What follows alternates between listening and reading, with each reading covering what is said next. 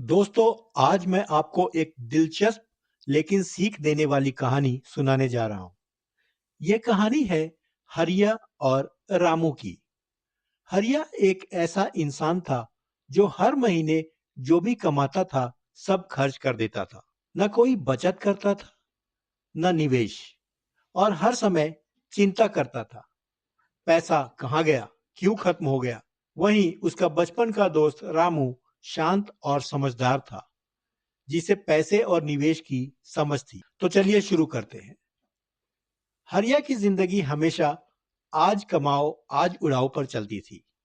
महंगे कपड़े, खाने पीने की पार्टियां, दिखावा, लेकिन महीने के आखिर में हमेशा पैसों की तंगी। अरे यार, महीने का आधा भी नहीं गया और जेब खाली हो गई। अब फिर से उधार लेना पड़ेगा। उसके सारे दोस्त उसको समझाते थे, लेकिन हरिया किसी की नहीं सुनता था। कभी दोस्तों के साथ बाहर लॉन्ग ड्राइव पे जा रहा है, कभी डिस्को पब में पार्टी कर रहा है, कभी मूवी देखने जा रहा है। एक दिन रामू ने यह सब देखा और सोचा कि हरिया को समझाना ही पड़ेगा। हरिया भाई, तुम कमाते बहुत हो लेकिन बचाते कुछ नहीं। क्यों ना थोड़ा पैसा बैंक में जमा कर दो। अरे रामू, बचत तो बुजुर्गों के लिए होती है। मुझे तो जिंदगी का मजा लेना है। लेकिन ठीक है, तू कह रहा है तो छोटा पैसा कुछ दिनों के लिए बैंक में डाल देते हैं। हरिया ने अनमने मन से हामी भर दी। लेकिन रामू भी तेज था। उसने सोचा, अगर इसे ऐसे ही छोड़ दिया तो ये निकाल लेगा।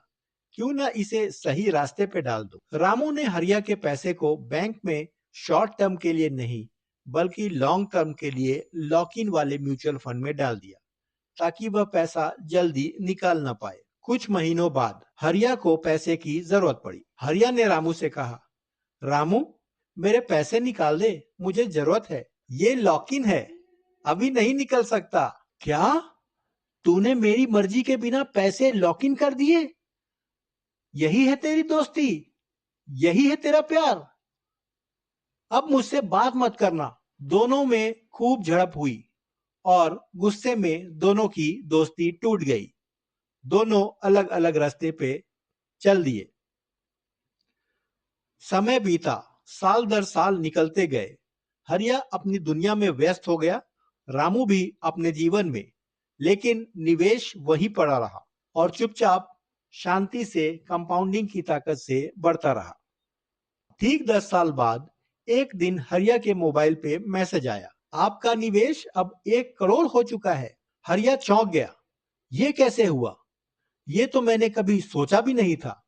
उसे याद आया, अरे ये तो वही पैसा है जो मेरे दोस्त रामू ने लॉक इन में डाला था। ये सोचकर उसकी आंखों में आंसू आ गए। उसे याद आया कि किस तरह रामू को उसने बहुत बुरा भला कहा था और उससे अपनी दोस्ती तोड़ ली थी।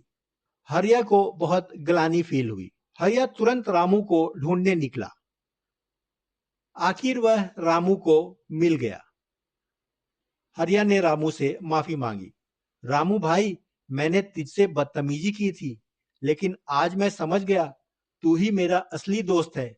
रामू बोला, कोई बात नहीं हरिया, असली दोस्त वही है जो अपने दोस्त का भविष्य सुरक्षित रखे। दोनों गले मिले, पुराने गिले शिकवे मिटे और उन्होंने धूमधाम से पार्टी कर खूब खुशियां मनाई।